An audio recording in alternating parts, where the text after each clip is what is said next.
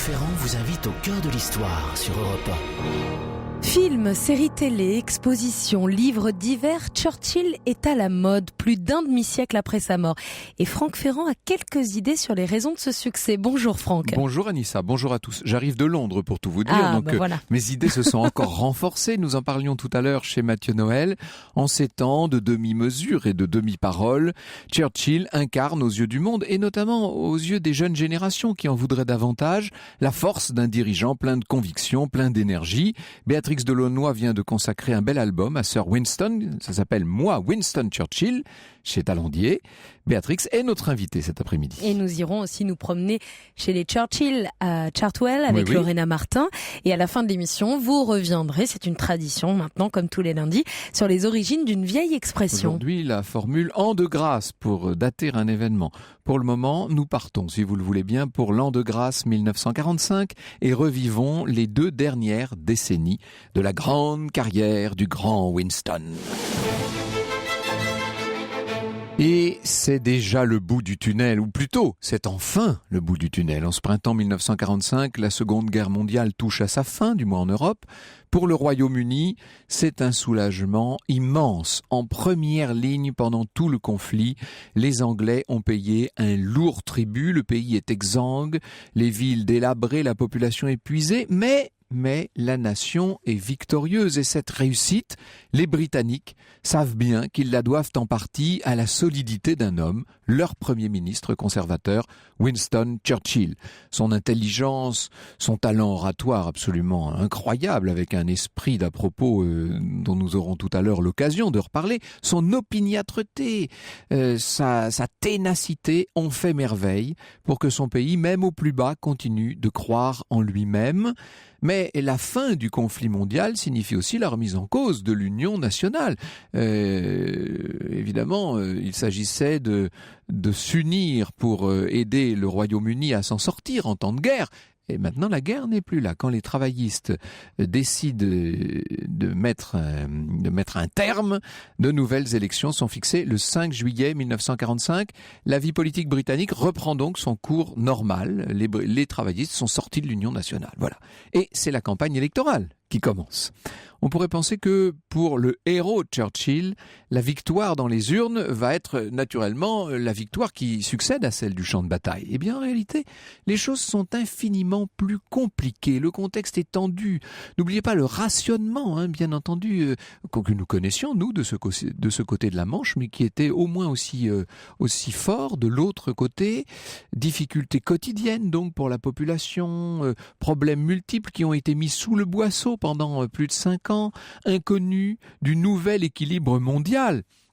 Parce que n'oubliez quand même pas que dans l'entre-deux-guerres, l'Empire britannique régnait sur le monde, et que dans cette après-guerre, le Royaume-Uni va devenir, qu'on le veuille ou non, une puissance moyenne. 1947, c'est l'indépendance de l'Inde, notamment, et du Pakistan. Donc, campagne très dure qui se dessine. Je cite François Kersaudy, « Churchill n'a pas grand-chose à proposer pour l'après-guerre. Or, les travaillistes, eux, ont un ambitieux projet de nationalisation et de réforme sociale, et ils savent fort bien le présenter aux électeurs. En outre, ceux qui gèrent la campagne électorale conservatrice ne sont pas exactement des modèles de finesse politique.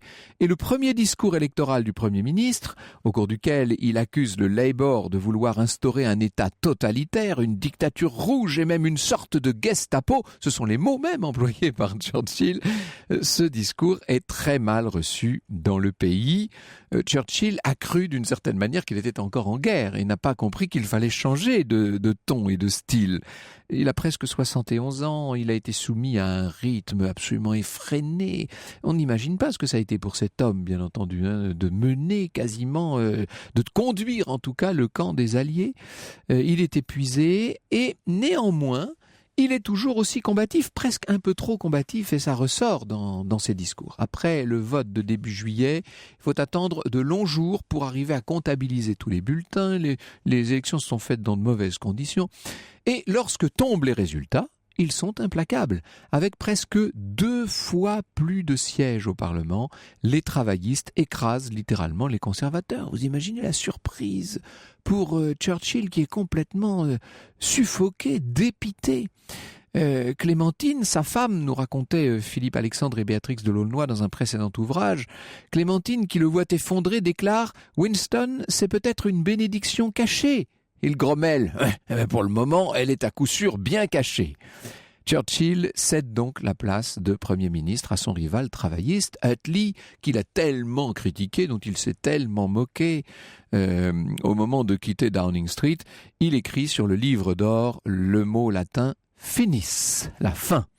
Et il doit se faire à l'idée, cette machine qui pour lui s'était emballée, cette machine très brutalement s'arrête. Et une chose est sûre, lui ne va pas se contenter de l'inaction. Il lui est difficilement supportable d'être renvoyé au cercle un peu étroit de sa famille, au carcan de son parti, alors que de grandes négociations diplomatiques sont en cours avec les Américains, avec les Soviétiques. Il y a un nouveau président américain, Staline en profite d'ailleurs. Et tout ça, Churchill a l'impression d'en être normalement l'acteur naturel, si vous voulez. Et maintenant, il n'est plus invité, il n'est plus là. Tout ça se poursuit sans lui. Le pouvoir est une drogue puissante, note François Kersaudy. Winston ne vit que pour la politique ou pour la guerre. Il a ressenti la défaite électorale comme un cinglant désaveu de son action et de sa personne. Enfin, comme toujours, lorsque l'hyperactivité se relâche, son black dog, c'est comme ça qu'il appelait ces moments de dépression, son chien noir, pointe le bout du museau, avec son habituel cortège d'insomnie, d'idées noires et de maux psychosomatiques. L'été 45 est donc un moment difficile à vivre pour Churchill, qui a le cœur lourd. Alors il prend le large, il va se consacrer à ses hobbies, et notamment à la peinture, qui de plus en plus l'occupe. Son quotidien se réorganise et petit à petit, il va refaire surface. Où qu'il se rende, il constate sa popularité formidable. Il va plusieurs fois traverser la France, qui passe du temps sur la Côte d'Azur, il va sur la Riviera italienne, et à chaque fois il est acclamé, applaudi. Dès qu'il fait un pas dans la rue en Angleterre, les gens s'arrêtent pour l'applaudir. Bref, il est devenu un peu une sorte de légende vivante, si vous voulez. Et partout, pour lui, ce ne sont que grandes ovations et petits privilèges, disons-le. Par exemple, lorsqu'il arrive au casino à Monte-Carlo, il va perdre à une table de jeu 7000 livres. Et le directeur, théâtralement, va déchirer le chèque de celui qui a vaincu Hitler, parce qu'il est devenu, dans l'esprit collectif, et d'ailleurs sans doute à juste titre, l'homme qui a su vaincre Hitler. Quand il rentre à Londres à l'automne 45, on peut dire que de nouveau il est en forme. Le vigoureux septuagénaire a la conviction de pouvoir encore être utile non seulement au pays mais aux affaires internationales. Il est prêt à retourner dans l'arène, qu'on se le dise, qu'on le sache. Le vieux Churchill est toujours là et l'on n'a pas fini d'entendre parler de lui. Franck Ferrand vous conte l'histoire sur Europe 1. Alors cet après-midi, nous suivons Franck Ferrand, l'un des hommes les plus célèbres du XXe siècle, le Britannique Winston Churchill. So British. Alors, c'est une période difficile pour lui, celle de l'immédiate après-guerre. Cette période est marquée pour lui par une lourde défaite électorale, on vient de le voir, une première retraite. Mais j'imagine qu'un homme comme Churchill, un vieux lion pareil, ne peut pas en rester là. Dans la perspective d'un retour sur le devant de la scène politique, il peut compter sur sa stature internationale ? Mais bien sûr, c'est une icône. C'est véritablement une icône. Et dans l'esprit des Britanniques, même s'ils ont clairement et majoritairement voté travailliste, il est the PM, comme disent les Anglais. Il est le Premier ministre. Et quand on voit le Premier ministre en exercice, il a l'air d'être l'homme qui est là par intérim, si vous voulez. Et bien sûr que Churchill compte sur sa stature internationale, sur le fait qu'il soit à tu et à toi avec les grands dirigeants du monde. Et puis il a cet âge, vous savez, il se déplace quand même un petit peu difficilement, faut bien le dire, mais avec une démarche extrêmement énergique. Tout ça est très célèbre, très connu, et son chapeau mou, et son cigare, etc. Donc on a presque envie de dire qu'il n'a même pas besoin de faire campagne. Il est invité par le président américain Truman en mars 46 à la fameuse université de Fulton, Missouri. Je dis fameuse, c'est lui qui va la rendre fameuse. C'est le moment de prononcer ce célèbre discours de Fulton qu'on apprend quand on est à l'école, vous savez. Bien sûr que Churchill sait que sa réputation l'a précédé, et juste avant d'arriver, d'ailleurs, il s'arrête, il demande à son chauffeur d'attendre un moment, il sort son cigare, il allume le cigare, il dit « Ah oui, c'est comme ça, ils adorent me voir fumer ». Donc vous voyez, il est totalement conscient de l'image qu'il a fini par créer. C'est un remarquable communicant, comme nous dirions-nous. Et au-delà de ce style reconnaissable entre tous, il y a ces mots qui savent marquer les esprits. De Stettin sur la Baltique à Trieste sur l'Adriatique, lance l'ancien Premier ministre, un rideau de fer, Iron Curtain, vous savez, un rideau de fer est tombé sur le continent. Il y a derrière lui toutes les capitales des anciens États d'Europe centrale et orientale, Varsovie, Berlin, Prague, Vienne, Budapest, Belgrade, Bucarest, Sofia. Toutes ces villes célèbres et les populations qui les entourent sont maintenant incluses dans ce qu'il me faut appeler la sphère soviétique. Et toutes sont soumises non seulement à l'influence soviétique, mais encore à un degré croissant de contrôle par Moscou. Lui qui s'était, si l'on ose dire, et peut-être un peu facilement, partagé le monde avec Staline, a trouvé le nouvel ennemi, en quelque sorte, cette puissance soviétique qui est en train de grignoter du terrain dans les années de l'après-guerre. La prise de position de Churchill à Fulton est sans concession. Pour lui, la liberté est en train de disparaître de toute une part de l'Europe, qui maintenant est complètement divisée. De quoi mettre mal à l'aise plus d'un gouvernant, à commencer par le travailliste Attlee, bien entendu, qui, lui, affiche des idées de gauche, et même en l'occurrence très à gauche. Peu importe, Churchill entend dire ce qu'il veut, où qu'il soit, il est sur le devant de la scène. En vérité, si l'on fait l'impasse sur quelques semaines de la fin de 1945, il ne l'a jamais quitté, ce devant de la scène. C'est à cette époque qu'il entreprend ses fameux mémoires de guerre, gigantesque travail, pas seulement pour lui, mais pour toute l'équipe de rédacteurs qui sont là autour et auxquels il va donner le là, si je puis dire. C'est un grand écrivain, Churchill, nous aurons l'occasion d'en reparler. François Kersaudy raconte « Voyons Churchill à l'ouvrage dans son manoir, au fond de son lit, avec une perruche sur la tête, un chat sur les genoux et un caniche sur les pieds. Depuis son lit, son bureau ou sa baignoire, il dicte sans discontinuer aux secrétaires qui se succèdent. Les documents qui lui sont nécessaires s'entassent dans la cave, souvent mélangés à ses cahiers d'écolier ou empilés jusqu'au plafond autour d'un poêle à mazout, au grand effarement de son archiviste. Ses assistants lui soumettent les plans des divers chapitres qu'il remanie sans cesse, réécrit, Churchillise, après quoi on les envoie aux experts pour commentaires et révisions. C'est une entreprise immense qui va être couronné d'un succès retentissant. Entre écriture donc de ses mémoires notamment, hobbies, obligations familiales et mondaines, nombreuses, voyages bien sûr, et puis cette vie politique, vous voyez que l'activité de Churchill n'est pas celle d'un septuagénaire habituel de la fin des années 40. On est bien obligé de se demander d'où lui vient cette énergie, demande le biographe. Le dopage peut-être? Notre coureur de fond fume toujours ses énormes cigares noirs et continue à boire du sherry, du champagne, du porto, du cognac au déjeuner comme au dîner, du vin blanc au petit déjeuner, du whisky and soda à toute heure. Mais quel que soit le carburant utilisé, il est clair que ce rythme d'activité est très anormal pour un homme de 75 ans. Et parfois, il y a des alertes, notamment en 1949 lorsqu'il est victime d'un petit AVC. Pas de quoi l'arrêter néanmoins. Sa popularité est ancrée, sa carrière politique, il en est convaincu, est encore bien loin d'être finie. Et il va falloir que tout le monde autour de lui se taise sur cette affaire d'AVC, qu'on n'en parle pas, les choses sont passées, et on avance et on avance. Les événements vont d'ailleurs lui donner raison, puisqu'à la fin d'octobre 51, après un succès électoral au demeurant relatif des conservateurs, Churchill, de nouveau, rentre à Downing Street. Et tout de suite, il rappelle beaucoup de ses anciens collaborateurs.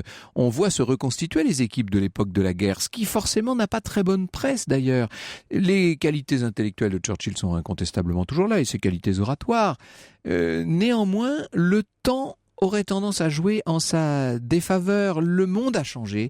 On dirait qu'il refuse de le voir. Il y a eu des bouleversements incroyables. Lui qui est un enfant de Victoria, si je puis dire, et de Rule Britannia, est bien obligé de constater que le pays, je vous le disais, est en train de devenir une puissance moyenne. Le roi George VI sera très bientôt remplacé par la toute jeune reine Elisabeth II. C'est un autre monde, c'est une autre époque. Et par un jeu de miroir assez cruel, Churchill voit bien que lui non plus n'est plus ce qu'il était. Beaucoup de collaborateurs constatent qu'il n'a ni la force physique ni la ténacité qui lui ont fait gagner la guerre, nous dit Béatrix de L'aulnoy, qu'il lit de moins en moins les rapports et qu'il mélange souvent les données chiffrées. c'est en juin 53 que la réalité, celle qui déjà avait donné l'alerte en 1949, se rappelle au Premier ministre. À la fin d'un repas, il n'arrive pas à se lever de sa chaise. Alors au début, on pense que c'est un mauvais mouvement, vous savez, comme ça peut arriver chez un monsieur de cet âge. Sauf que là, il essaie, il fait des soupirs, etc. Il n'y arrive pas. Il vient d'être victime d'une nouvelle attaque cérébrale, qui au bout de 2 jours va révéler toute son ampleur. Sauf que maintenant, il est au pouvoir. Churchill est complètement paralysé des membres gauches, il a le plus grand mal à s'exprimer, il est à la tête du gouvernement, vous imaginez la situation, la catastrophe. La seule décision qui s'impose, c'est évidemment de démissionner. D'ailleurs, la majorité du cabinet est favorable à la démission de Churchill. Mais est-ce que lui y est favorable? Ça, c'est une autre histoire. Franck Ferrand vous conte l'histoire sur Europe 1. Alors cet après-midi, vous nous proposez, Franck, de plonger au cœur de l'histoire de Winston Churchill. Nous sommes maintenant en 1953. Il est victime d'une nouvelle attaque cérébrale. Pourtant, la démission ne paraît pas être à l'ordre du jour pour lui. Et alors, il y a cette espèce de secret d'État invraisemblable qu'on voit très bien d'ailleurs dans le film et dans la série télé. La presse s'interroge sur le véritable état de santé de Churchill. Mais il s'accroche, le vieux lion, et il est prêt à donner encore quelques coups de patte et de griffes, et même à rugir s'il le faut. Il parvient à marcher, non sans mal, ça devient vraiment de plus en plus compliqué. Il s'exprime assez vite de nouveau à peu près correctement. Les progrès sont lents, note cependant François Kersaudy, la fatigue vient beaucoup plus vite, et Churchill découvre avec étonnement que l'alcool peut avoir un effet néfaste.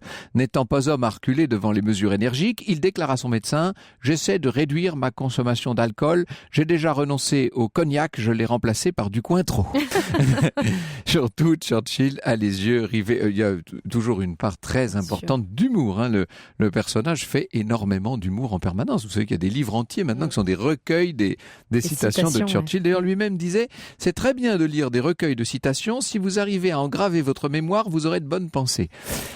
Churchill a les yeux rivés sur un objectif. Le 10 octobre, il doit prononcer devant son parti un discours.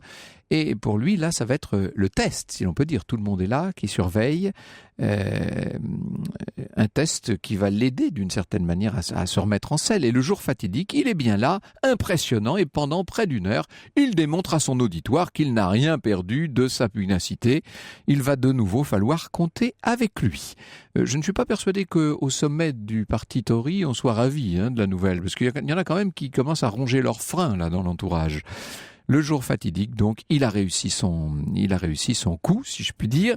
À la même époque, il a la joie de recevoir le prix Nobel de littérature. Il écrit à sa femme 12 100 livres non imposables, pas si mal. C'était le prix du prix Nobel. Et cependant, malgré ses réussites, les faits sont là. Il y a maintenant au-dessus de la tête du Premier ministre une véritable épée de Damoclès. Il lui faut songer à organiser sa sortie. Il multiplie de plus en plus les maladresses. On voit, il a en public des trous de mémoire qui sont un peu gênants. Il a du mal à se concentrer, etc. Il ne veut pas utiliser de sonotone, mais alors du coup, il ne comprend pas ce qu'on lui dit. Donc il répond constamment à côté de la plaque. Vous imaginez, c'est pas très facile tout ça. Et néanmoins, il reporte chaque jour sa démission. On la remet, on la repousse. Enfin, pendant l'été 54, il assure à son ministre des Affaires étrangères, Anthony Eden, qu'il va renoncer au pouvoir juste après les élections d'avril 55. Donc là, c'est vraiment période de fin de règne, si vous voulez. Mais il n'en reste pas moins très populaire, Churchill. Et ça, on s'en rend compte notamment au moment des cérémonies qui vont accompagner son 80e anniversaire, le 30 novembre 1954. C'est véritablement une liesse générale. Jamais l'Angleterre n'a vu une telle avalanche de lettres, de télégrammes et de cadeaux, racontent Philippe Alexandre et Béatrix de L'aulnoy. Et le peuple britannique lui manifeste plus d'affection que jamais, comme s'il voulait lui faire oublier le cruel sacrifice auquel il s'est finalement résolu, quitter Downing Street. Le matin, dans le grand hall du Parlement de Westminster, les 2 chambres sont réunies pour un hommage solennel, reconnaissance unique dans l'histoire du royaume. C'est là qu'il va y avoir le fameux épisode avec le portrait, vous savez, ce portrait qui le montre tel qu'il est et qui l'a rendu littéralement un peu plus malade. Finalement, après avoir tenté de reculer de nouveau la date de son départ, il se résigne et le 5 avril 1955, il annonce son départ à la BBC. Magnifique discours comme d'habitude. Il entre là, on peut le dire, dans la dernière phase de sa vie qui sera marquée par des voyages, cette dernière phase, par aussi des tragédies familiales puisque sa fille Diana va se suicider en 1963. Le vieux lion est véritablement en bout de course, si je puis dire. Il est très fatigué, de santé plus que fragile, très diminué. Il est toujours député, néanmoins. Il se rend une dernière fois à la Chambre des communes à la fin de juillet 1964 pour ses 90 ans qui vont avoir lieu quelques mois plus tard. Et de nouveau, il est salué par une foule émue. On a su qu'il venait à Westminster. On s'est réunis là sur son passage. Il est l'homme de la Seconde Guerre mondiale. Qu'est-ce que vous voulez ? Finalement, le 11 janvier 1965, là, il tombe dans une sorte de léthargie. Et cette fois, il n'en reviendra pas. Ses proches le voient s'éteindre lentement. Il rend donc son dernier souffle le 24 janvier 1965. C'est une émotion considérable, c'est une page d'histoire qui se tourne, c'est un moment de vie qui se tourne pour beaucoup de gens, tout simplement. La reine Elisabeth va lui octroyer des funérailles nationales. En cet hiver glacial, raconte Béatrix de Laulnoy, 300 000 personnes défilent devant le catafalque déposé dans le grand hall du Parlement de Westminster, comme avant lui les rois Édouard VII, George V, George VI, dont il a été le ministre. La cérémonie des obsèques est suivie par le monde entier grâce à la télévision. Dans la cathédrale, la reine attend, entourée de monarques, de présidents, de représentants de 112 pays. Dernier hommage, Winston remonte la Tamise jusqu'à la gare de Waterloo. Les grues des chantiers navals s'inclinent en son honneur. Le soir même, sa femme, Clémentine, aura ce mot. « Oh, ce n'était pas des funérailles, c'est un triomphe. » Bonjour Béatrix de Laulnoy. Bonjour Franck. Triomphe romain pour la dépouille de Churchill. Les Anglais l'ont accompagné en pleurant, celui qu'ils avaient à moitié trahi en 1945, peut-être pas tant que cela. Nous allons revenir sur toute cette période, mais aussi sur la période nettement plus difficile de la jeunesse et de la maturité de Winston Churchill. Europe 1, au cœur de l'histoire. Franck Ferrand. Nous sommes au cœur de l'histoire de Winston Churchill cet après-midi. Winston Churchill, le vieux lion. Et nous allons plus loin avec votre invitée Béatrix de Laulnoy. Elle est historienne, écrivain et auteur de Moi, Winston Churchill, paru chez Talandier. Il était extrêmement populaire. On le voit bien, ça dans le film notamment. Il avait véritablement une sorte d'acclamation où qu'il se rende sur la fin de ses jours. Je dis bien sur la fin de ses jours, Béatrix. Et il y a 2 anecdotes incroyables. Moi, je n'en revenais pas quand je les ai lues. Par exemple, quand il se rendait sur la Côte d'Azur, il était l'invité permanent d'Onassis, vous savez. Eh bien, les hôtesses supprimaient les signaux lumineux, interdiction de fumer, pour qu'il n'ait pas le mal d'éteindre son cigare. Et une autre fois, il était en vacances en Savoie, et comme il pleuvait, il a décidé de partir pour Venise. Et puis, on lui a appris que l'Orient Express ne s'arrêtait pas à Annecy, qu'il devait aller jusqu'à Gênes pour aller à Venise. Et il a dit... dites-leur que c'est pour Churchill. Et le lendemain, le chauffeur de la locomotive s'est arrêté à Annecy et Churchill attendait sur le quai avec ses bagages et il est monté dans le train comme si c'était son train personnel. Et ça, c'est incroyable. Et tous les journaux relataient évidemment toutes ces histoires. Mais il entretenait lui-même cette légende. Bien sûr, c'est un acteur. Vous savez, il s'habillait comme un acteur très jeune. Il s'est constitué sa panoplie d'acteurs avec son nœud papillon. Chez Toes & Sons, voilà. Sur Oxford Street. Hein. Mais il s'habille toujours pareil. Il a ses chapeaux, sa canne, son manteau et ce nœud papillon qui était le nœud papillon de son père. Vous notez dans ce très très beau livre qui est bourré de petits détails, d'anecdotes, etc. On disait qu'il était le seul homme d'Angleterre qui ait eu plus de chapeaux que sa femme, en fait. Hein. Et tout ça l'amusait beaucoup. Et il savait que ça l'amusait beaucoup. Comme vous disiez pour le cigare tout à l'heure, il rallumait son cigare dès qu'il y avait un journaliste en vue. Oui, c'est ça. Alors, il faisait exprès de faire la moue devant les photographes. Quelqu'un lui fait remarquer un jour que sa petite fille lui ressemble, le bébé, et c'est Lloyd George qui dit « Mais tous les bébés d'Angleterre ressemblent à Winston. » Vous savez qu'il a perdu ses cheveux après les Dardanelles. Eh oui. Hein. C'est ça ce qui a été terrible. Alors on y viendra tout à l'heure, à toute cette période, à cette jeunesse difficile, à l'époque où il est premier lord de l'Amirauté, avant de devenir plus tard chancelier de l'Échiquier, etc. Restons pour le moment dans cette fin de vie, si je puis dire.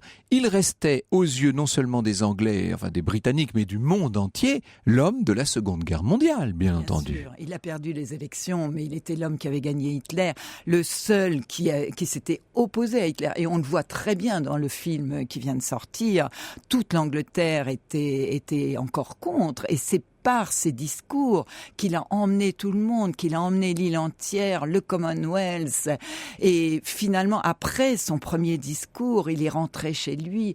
Le discours avait été retransmis à la BBC et les gens l'ont ovationné dans la rue. Et il en a pleuré parce qu'il est rentré en disant « Je n'ai rien à leur offrir. Les pauvres, on n'a pas d'armes, on n'a rien du tout. Et je ne sais pas du tout comment on va pouvoir gagner cette guerre. » Alors, dans le film, évidemment, il faut faire la part de la dramatisation. Les scénaristes ont fait leur travail. Ils ont concentré sur 4 années ce qui se passe en vérité sur 30. Ils ont dramatisé les scènes, notamment dans l'enceinte de la Chambre des communes, car ça peut pas se passer comme ça tout à fait aux communes. Enfin bon, bref, peu importe.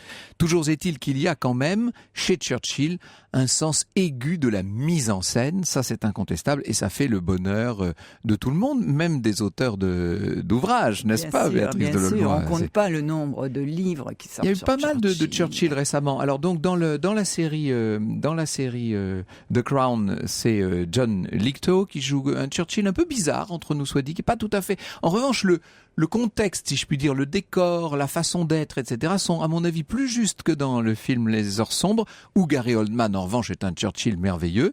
Et puis il faut pas oublier qu'il y a eu Brian Cox également qui a joué un Churchill au mois de mai, qui lui alors était très ressemblant physiquement. Absolument. Et ça se passait au moment du débarquement. Quand Churchill voulait absolument venir en France et que Eisenhower n'en voulait pas et que le roi a dû écrire 2 lettres pour l'obliger à rester. Mais Churchill, c'était ça, il voulait être à la pointe du combat toujours et en même temps, il détestait qu'il y ait des morts, il avait très peur de ça, il voulait être au milieu de ses soldats. C'était un patriote, c'était un guerrier, il voulait être toujours à l'avant-scène. Un patriote et un guerrier, ce qui n'est pas sans nous rappeler un peu Clémenceau, c'est-à-dire que pour l'Angleterre des années sombres, des années 40, Churchill joue un peu le rôle de Clémenceau à la fin de la Première Guerre mondiale en France. Absolument. Il y a cette même force de caractère, cette même volonté envers et contre tous de faire la guerre et toujours la guerre. Nous allons l'entendre. Et de la gagner, bien sûr. Nous allons l'entendre, ce Churchill guerrier. Il s'adresse aux Français en français, enfin, dans le français tel que sa nourrice a dû lui enseigner, j'imagine.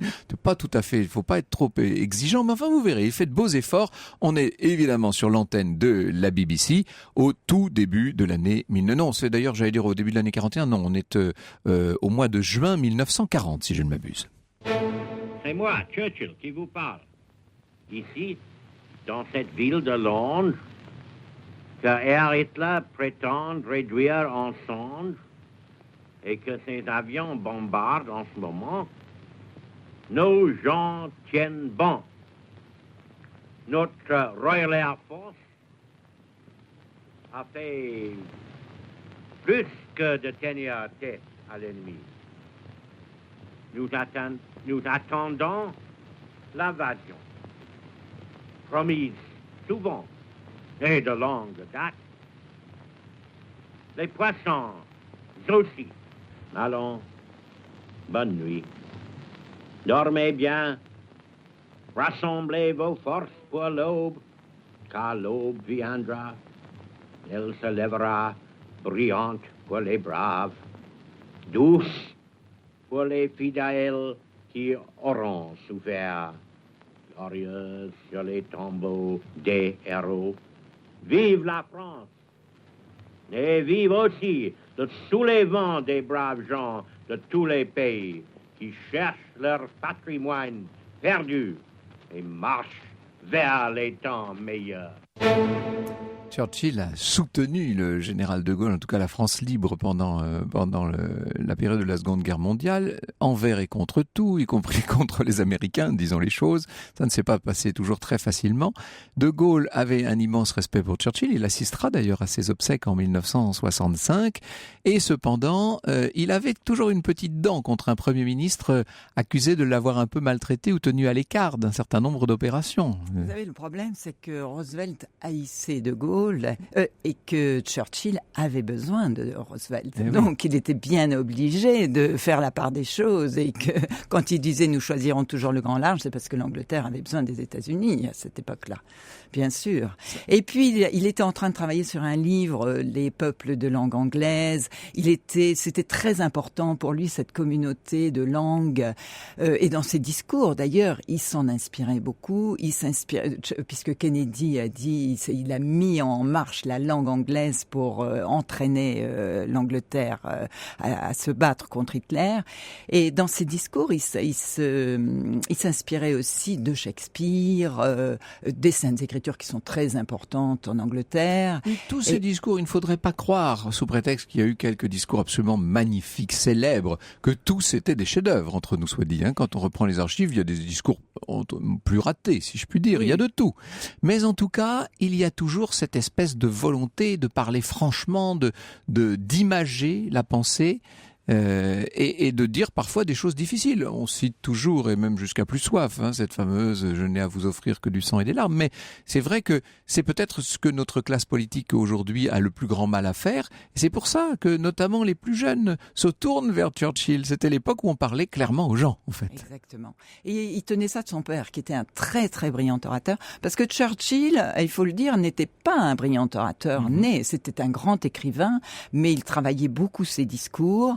Son grand ami Lord Birkenhead, qui était un grand avocat, disait Churchill a passé sa vie à préparer des discours improvisés et il travaillait même ses mots d'esprit, mais comme un acteur, il savait très bien les raconter. Et quand il parlait, et quand il parlait aux Français, il avait toujours un mot drôle. C'est ça ce qui est formidable. Les et poissons aussi, j'adore ça, cette idée. Nous attendons les envahisseurs, les poissons aussi. Voilà, c'est formidable. Et il disait attention les Français, je vais parler français. Aux abris, d'une certaine manière. Les sirènes pouvaient hurler. Dans un instant, nous allons revenir, j'allais dire, sur l'autre Churchill, sur le bonhomme avant qu'il n'ait 65 ans. Parce qu'encore une fois, en 1940, il a 65 ans, mais il a vécu une vie entière avant tout cela, bien entendu. C'était presque un retraité qui entrait à Downing Street. Qu'a-t-il été Churchill avant ? Oh, bien des choses, en vérité. Europe 1 au cœur de l'histoire. Franck Ferrand. Nous sommes au cœur de l'histoire de Winston Churchill cet après-midi sur Europe 1 avec votre invité Franck. Vous recevez Béatrice de L'aulnoy qui est historienne, écrivain, qui est aussi l'auteur avec Philippe Alexandre de Clémentine Churchill, la femme du lion, que vous pourrez retrouver chez Talendier Robert Laffont. Et vous êtes très nombreux à réagir à l'émission. Et même en dehors des frontières, puisque Annie nous écrit du nord-est de l'Angleterre. Votre émission tombe à point. Demain, je passe mon examen Citizen Test pour prendre la nationalité britannique, la faute au Brexit.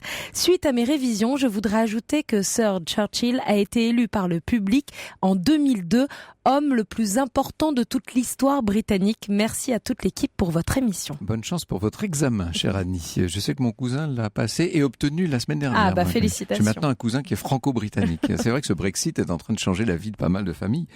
On ne peut dire de Churchill qu'il aura mené une vie bien difficile. Alors, on ne reviendra peut-être pas sur tout, Béatrice de L'aulnoy, sur son enfance difficile avec des parents qui ne l'étaient pas moins. Il est pourtant issu de la plus haute aristocratie qui soit. Il naît dans le plus beau château d'Angleterre, au palais de Blenheim. Mais cela dit, si je ne m'abuse, il naît dans la lingerie ou dans le vestiaire parce que sa mère a voulu danser jusqu'au bout, en fait, c'est ça. Et puis, il va faire, évidemment, il va devenir militaire, et il va participer à la guerre des bourgs.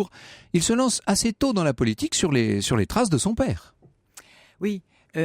En fait, il est devenu militaire parce que c'était un cancre à l'école et qu'il a été orienté vers la carrière militaire à 14 ans. Et ce qu'il y a d'incroyable, c'est que à 20 ans, quand il est militaire en Inde, il part se battre à la frontière du nord de l'Inde. Et là, il écrit son premier livre qui s'appelle La guerre du Malakand.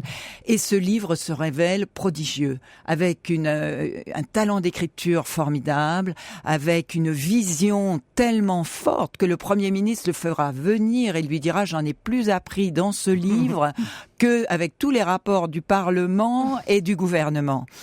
Et pourquoi ? Parce que ce Winston Churchill qu'on croit avec beaucoup de facilité, en fait, c'était un travailleur. Il travaillait énormément, beaucoup plus que tout le monde. Il a écrit ce livre en 6 mois. Il a interviewé des tas de gens. Il s'est enfermé et il l'a sorti et ça a été un succès. Et à partir de ce moment-là, il s'est rendu compte qu'il devenait plus populaire en écrivant des livres qu'en étant militaire et en essayant de gagner des médailles. Il est devenu correspondant de guerre pendant la guerre des bourgs. Il a fait une épopée formidable là, parce que il a été fait prisonnier. Il a commencé par remettre sur rail un train. Il a renvoyé tous les blessés et puis il a été fait prisonnier. Il a réussi à s'échapper et il est devenu un héros. Et à ce moment-là, il a été élu et il est devenu homme politique. Et un homme politique qui va faire une haute carrière puisqu'il va être premier lord de l'amirauté. C'est donc de très hautes responsabilités là. Le grand rêve de sa vie. Il est nommé en 1910. Il dirige la plus puissante marine du monde, disons les choses. Voilà, alors qu'il n'avait pas vraiment le pied marin. Clémentine avait beaucoup plus le pied marin que lui, mais il adorait ça. Il a préparé la Seconde Guerre mondiale. La Première Guerre mondiale. La Première Guerre mondiale, oui. Donc il va envoyer toutes les troupes en 3 semaines sur le continent. Et donc en 40, quand il devra les faire rentrer, vous savez, la fameuse opération Dynamo de Dunkerque, il saura ce qu'il faut faire. Il demandera à tous les navires d'y aller. Et on le voit très bien dans le film, c'est Churchill qui l'exige. Et il avait cette volonté, il était prêt pour la guerre, il savait préparer les choses, il était très pragmatique. Mais hélas, aux Dardanelles, c'est quand même un effroyable échec. Je suis fini, dira-t-il. Et il en est convaincu d'ailleurs à ce moment-là. Il doit donner sa démission. Bon, l'idée était très bonne de créer un second front en Turquie pour soulager le front de l'Est. Malheureusement, les troupes vont pas arriver au bon moment. Ça va être un massacre épouvantable par les Turcs. Et il va y avoir 60 000 morts. Et à ce moment-là, il devra donner sa démission. C'est à ce moment-là qu'il se mettra à peindre pour vaincre son Black Dog. Sa femme a cru qu'il allait en mourir. Et c'est comme je le disais, il a perdu ses cheveux. Et quand on voit les photos de Churchill avant et après, c'est pour ça que dans les livres, en fait, c'est un homme de photo, Churchill. Mais oui. Et dans ce beau livre, on peut le suivre tout le temps. C'est un acteur. Et là, on voit très bien que avant les Dardanelles, il a ses cheveux et après, il les a perdus. C'est assez frappant, assez clair. Hein. C'est pour ça qu'il mettra des chapeaux. Il continue quand même à progresser dans les couloirs de Westminster. C'est un homme politique très actif, qui agace beaucoup un certain nombre de ses confrères d'ailleurs, et il n'en est pas moins chancelier de l'échiquier, c'est-à-dire ministre des Finances quand même. Tout en connaissant rien à l'économie, il le reconnaît lui-même. C'est pour ça qu'il est formidable, parce qu'on s'ennuie jamais avec lui. Il n'a pas peur de dire les choses. Et il faut savoir que Churchill, chancelier de l'échiquier, ne payait pas ses impôts, parce qu'il avait tellement de dettes avec sa grande propriété de Chartwell, ce qui mettait vraiment sa femme très très en colère, parce qu'elle disait qu'un chancelier de l'échiquier devait donner l'exemple. Mais après, il aura quand même sa traversée du désert de 1929 à 1939. Ça va durer 10 ans, et c'est à ce moment-là qu'il va gagner sa vie en écrivant, puisque les députés ne sont pas payés. Et donc, il écrira presque 3 livres à la fois. Il se mettra aussi, pour se déstresser, à construire. Vous savez, il construisait le mur du potager, il construisait des cottages. Et c'est comme ça qu'il aura plus tard le prix Nobel de littérature, puisque ses livres sont vraiment magnifiques. Pas seulement les mémoires de guerre, ces mémoires, mes premières années, par exemple, sont formidables.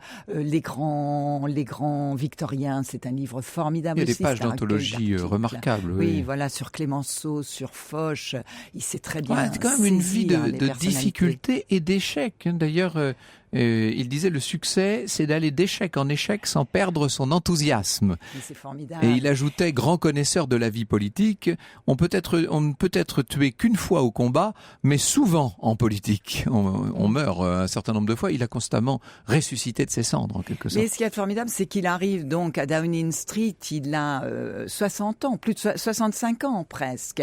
Et il dit, toute ma vie n'a été que la répétition de cette heure. Et quand je me mis au lit à 3 heures du matin, je me disais que enfin j'étais arrivé à ce que je devais être et qu'il n'y avait que Hitler qui pouvait me chasser de Downing Street. No sport, disait celui qu'on voit en train de chasser. On voit tout ça dans votre album. Hein. Il Alors était en là, tenue de baigneur. je m'élève en compte parce que c'était un grand sportif. Mais en fait, finalement. c'était un grand sportif. Il a été même... il chassait, il était champion de natation, champion de polo, champion d'escrime.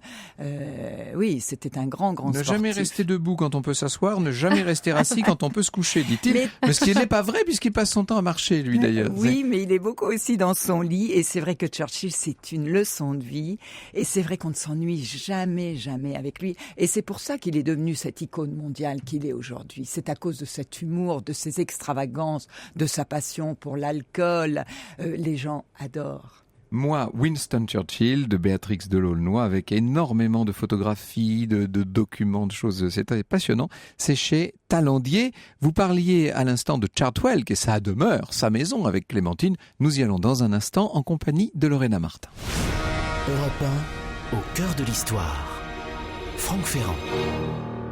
Alors nous sommes au cœur de l'histoire de Winston Churchill depuis 14h sur Europe 1. Il est temps maintenant d'aller là où il a vécu.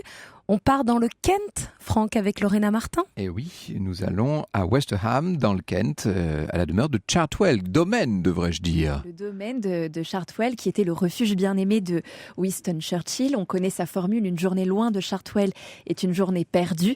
Il avait été littéralement séduit par la vue imprenable sur ces paysages du Kent, beaucoup plus lui que Clémentine, d'ailleurs, son épouse. Et c'était un manoir.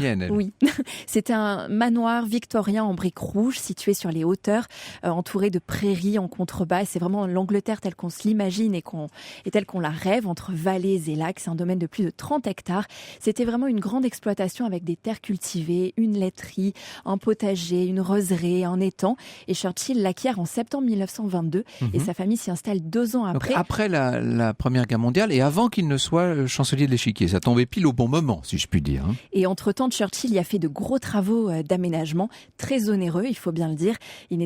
La gestion financière n'était pas son fort et Antoine Capet, dans son dictionnaire consacré à Churchill, écrit « Au début, Churchill se voit en gentleman farmer, vivant en partie des revenus de son exploitation, notamment du gros bétail qu'il y élève, bœufs, porcs et chèvres, mais aussi de sa basse-cour. Mais de fait, il ne rentrera jamais dans ses frais. Oui. » Et une de ses passions et de ses rituels, il allait nourrir ses poissons exotiques c'était ce qui lui donnait le plus de plaisir dans l'existence. Il est très beau, hein, ce dictionnaire Churchill d'Antoine Capet chez Perrin. Et je regardais justement, j'en profitais pour regarder ce qu'il en était des sports, puisqu'on voit qu'il pratiquait quand même à des degrés divers le cricket, la boxe, l'escrime, le tennis, le polo, l'équitation, le golf, le croquet et même la natation, puisque l'auteur Antoine Capet nous dit qu'il pratiquait les bains de mer au pied des villas de ses amis sur la Côte d'Azur, bien au-delà de ses 80 ans.